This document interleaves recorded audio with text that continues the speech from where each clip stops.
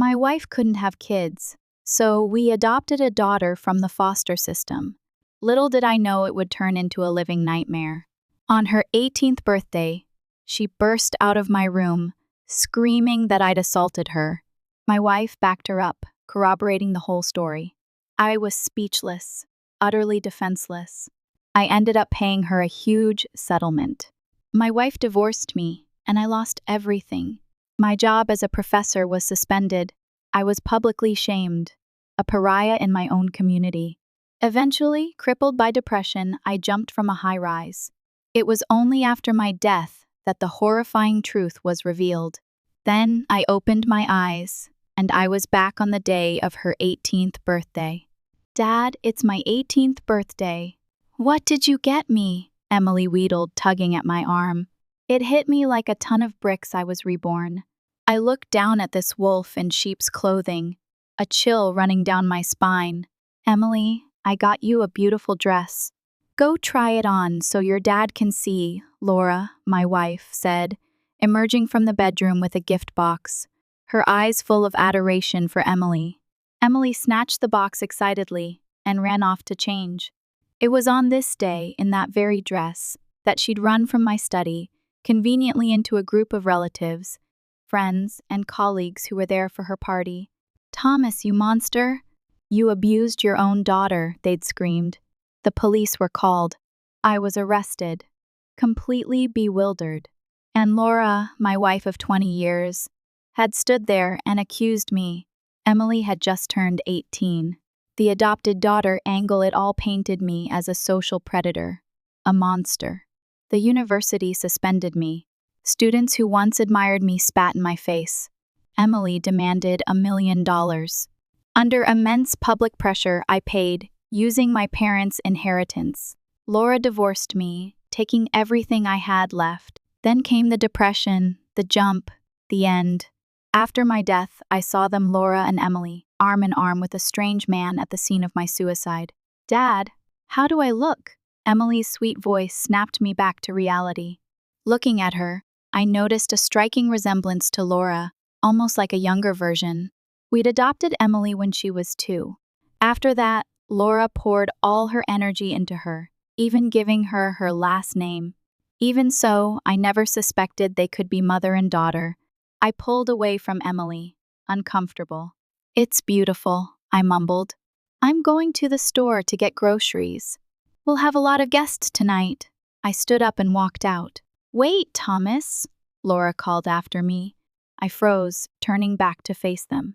"Don't forget Emily's favorite cherry cake," she said, beaming. "I won't," I replied.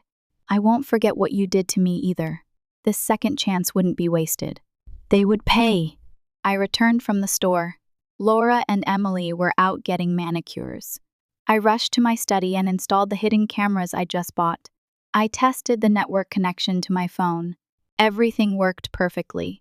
I left the study and started cooking.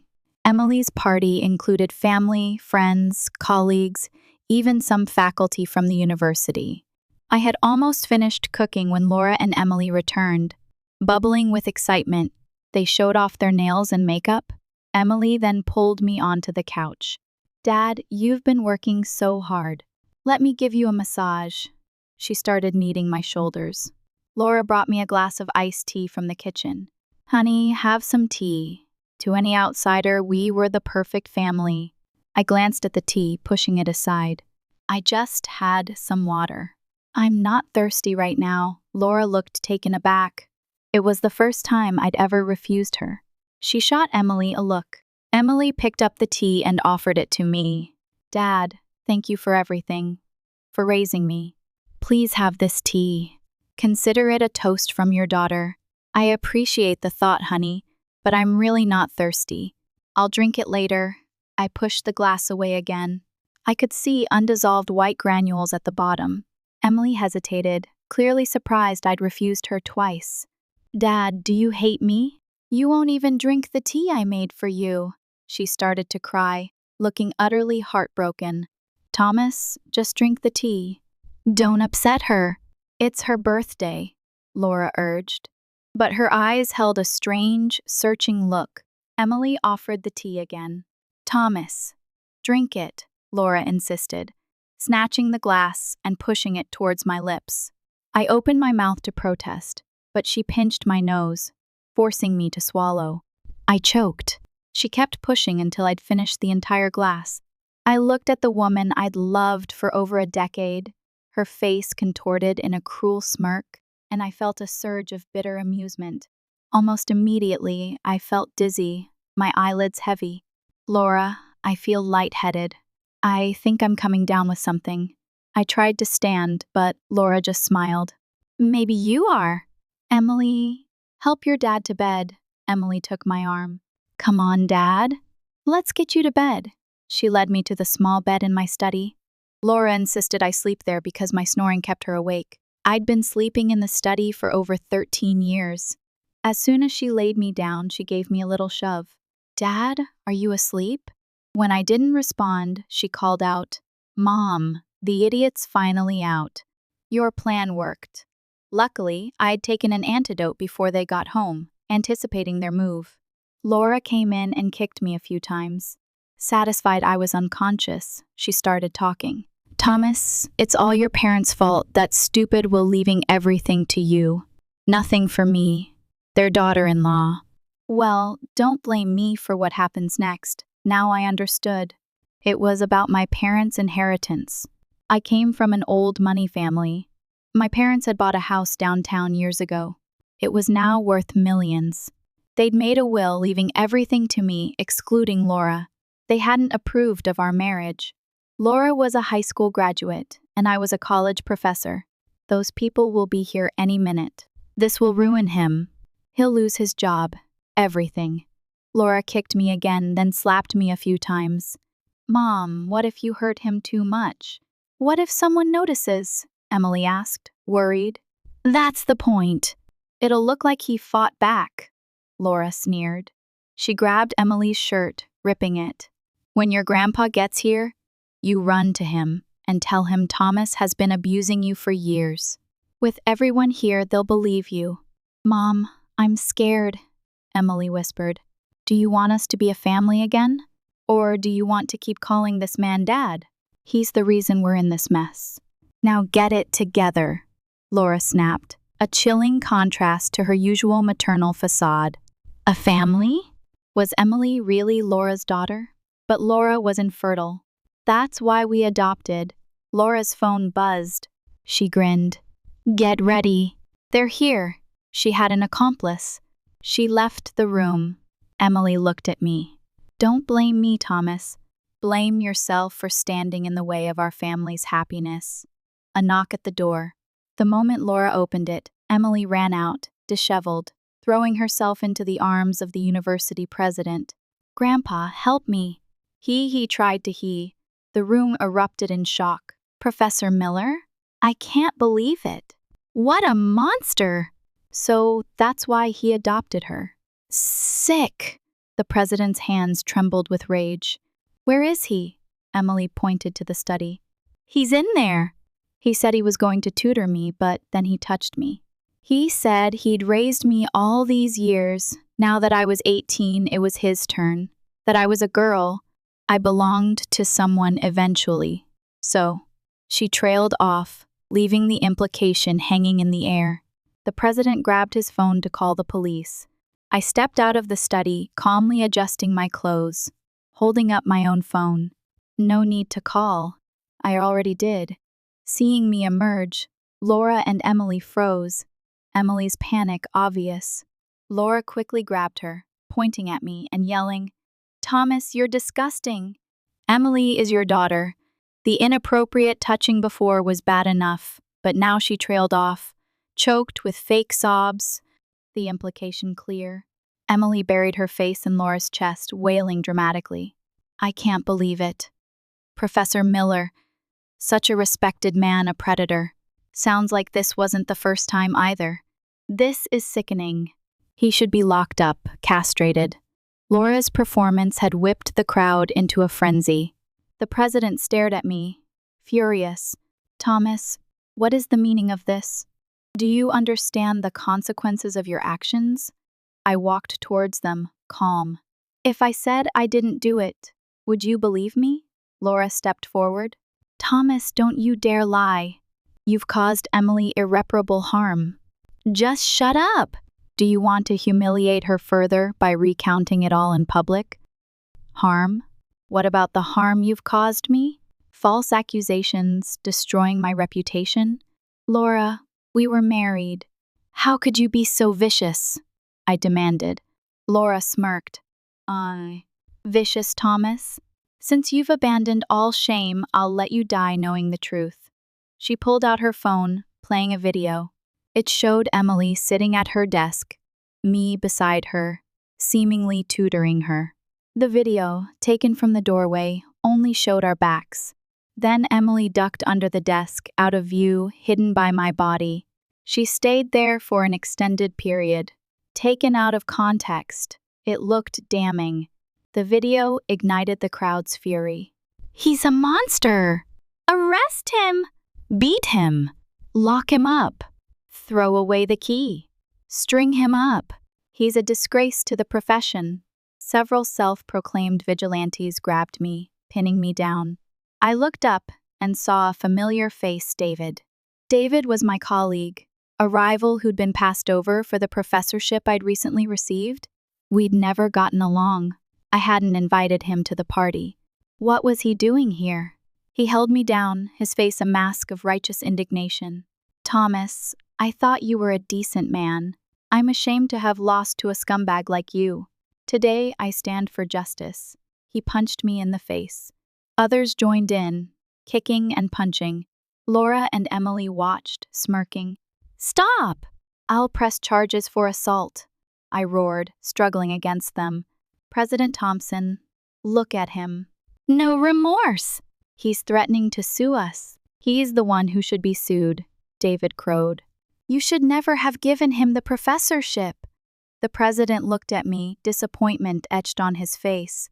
Thomas, tell me the truth. Did you do it? Confess now. It will be better for you when the police arrive. He was my mentor. He still cared. I didn't do anything. Why should I confess? I said firmly. David exchanged a look with Laura. Laura stepped forward, pulling Emily with her. Thomas, the first see you won't listen to reason. She ripped Emily's shirt open, revealing horrific scars on her back. Look, this is what he did to her. Every time she resisted, he beat her. Emily sobbed, clutching her shirt. He said he gave me everything, so I had to obey. I was so scared. The crowd's anger reached a fever pitch. Even the president, who'd initially hesitated, looked disgusted. Thomas, have you no decency? I was seeing those scars for the first time. Laura had been abusing Emily. That's why Emily was so compliant, willing to risk everything. President Thompson, revoke his tenure. We can't have someone like this associated with our university, David urged. I laughed. David, you've been waiting for this, haven't you?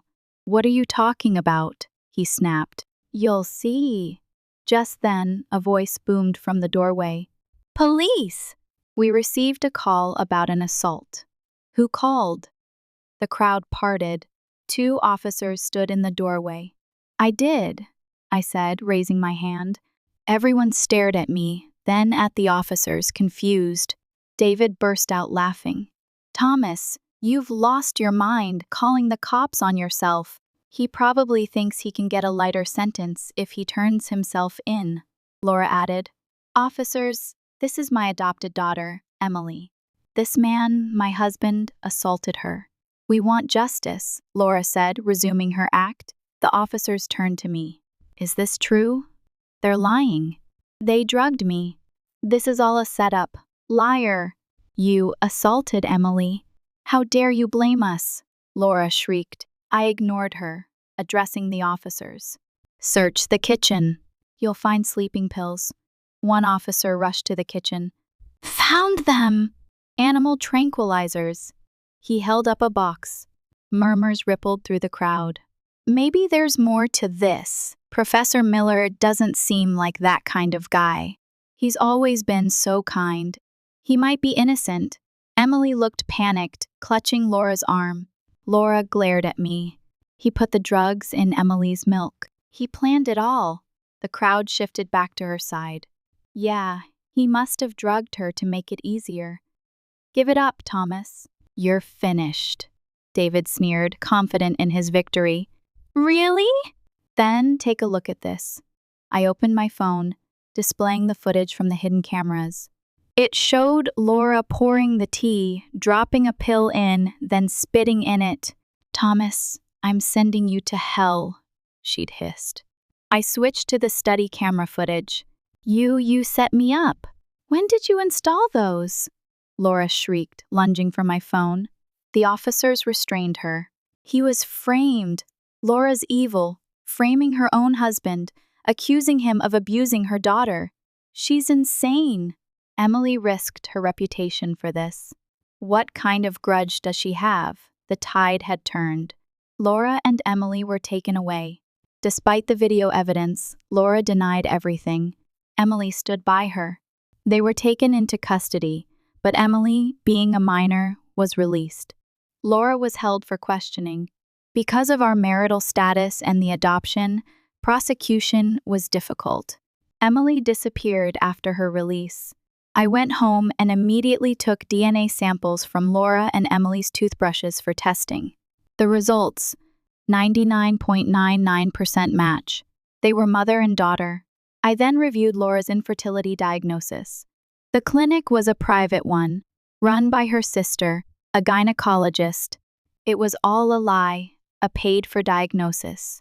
I sued the clinic for falsifying medical records, offering to drop the suit if they, in turn, sued Laura and her sister for damaging their reputation. Laura was released after 15 days. She called me immediately. Thomas, you bastard. How dare you sue that clinic? They're suing me now. Do you know how much that will cost? $1 million, I said coldly. Laura roared, then laughed. You think I care? We're still married. Those are your debts too. You've won nothing. Emily's your daughter, isn't she? You lied to me all these years? How can you be so brazen? I asked. There had to be more to this than just the inheritance. You found out. You had a DNA test done. You're despicable, she spat, but you'll never know who her real father is. How does it feel wearing that cuckold hat for all those years? She hung up, laughing. I stared at the phone. I already knew who her father was, the man with Laura and Emily at the scene of my suicide, David. The next day at the university, whispers followed me. My phone rang. It was the president. Thomas, come to my office. I had a bad feeling. Thomas, do you understand the damage this has done to the university? If you can't resolve this, we'll have to revoke your tenure, he said grimly, showing me a trending hashtag Professor Acasido assaulting daughter. No names, but clicking on it revealed a video of Emily wearing a mask, holding up her ID. I, Emily Miller, accused a professor at a university of years of abuse. To silence me, he had me and my mother arrested. Now he's suing her for $1 million. We have nowhere left to turn, she sobbed dramatically. The comments were brutal, monster preying on his own daughter. She's just a child.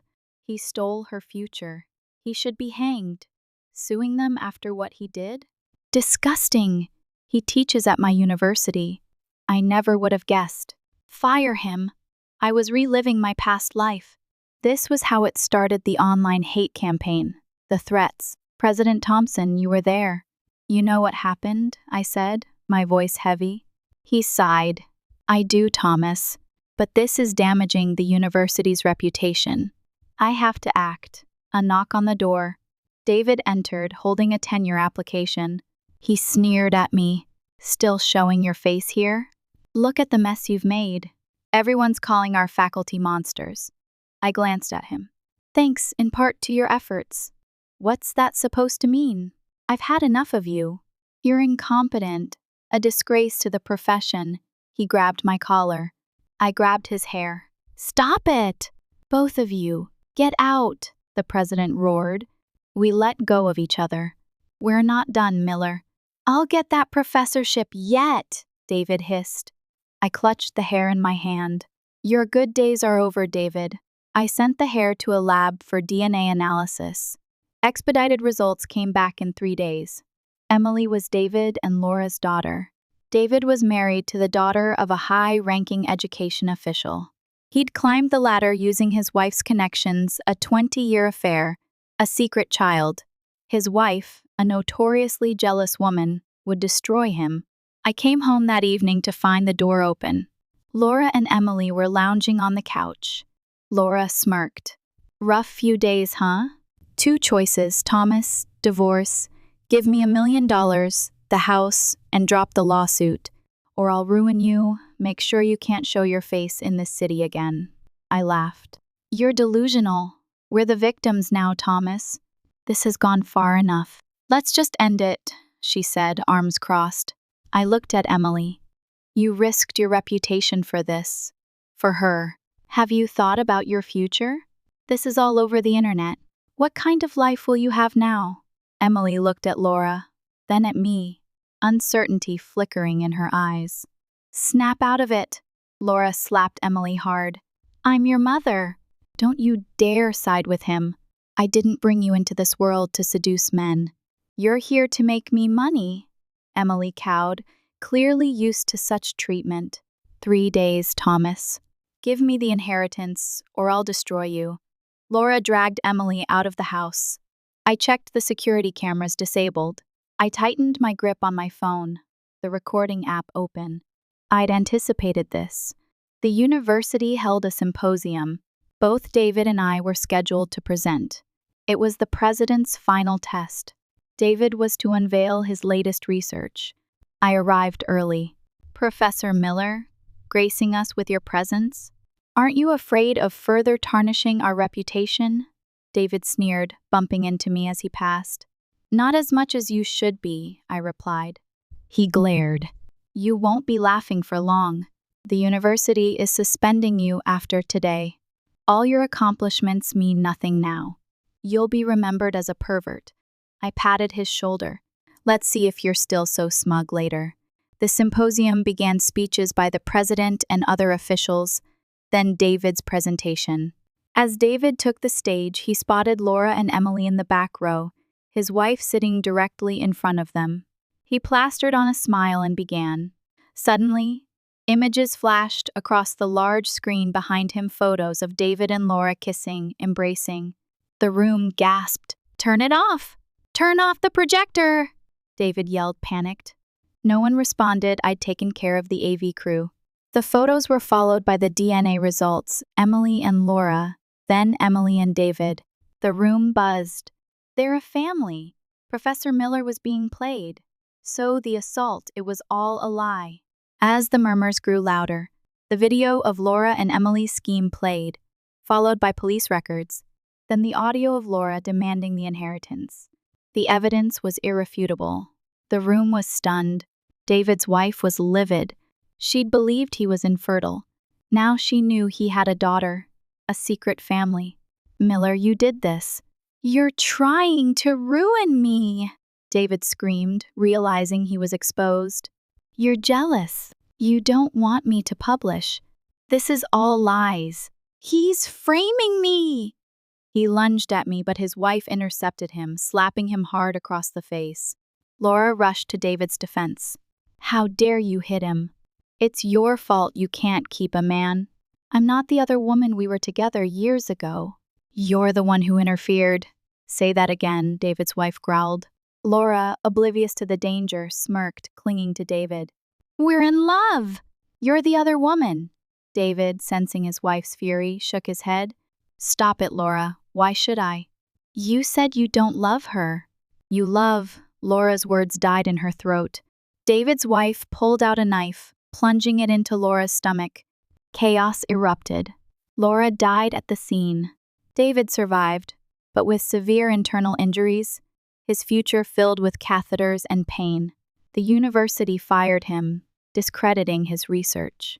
I dropped the lawsuit against the clinic, and they, in turn, dropped the suit against Laura Dett, forgiven in death. Emily watched her mother die, a flicker of something that looked almost like satisfaction in her eyes.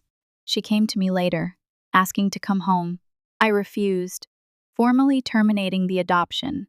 Spoiled by the life I'd given her, unable to cope, Emily turned to a life on the streets. I heard later she became a mistress, caught and brutally beaten by the scorned wife, left crippled and confined to a wheelchair. As for me, despite clearing my name, the whispers remained.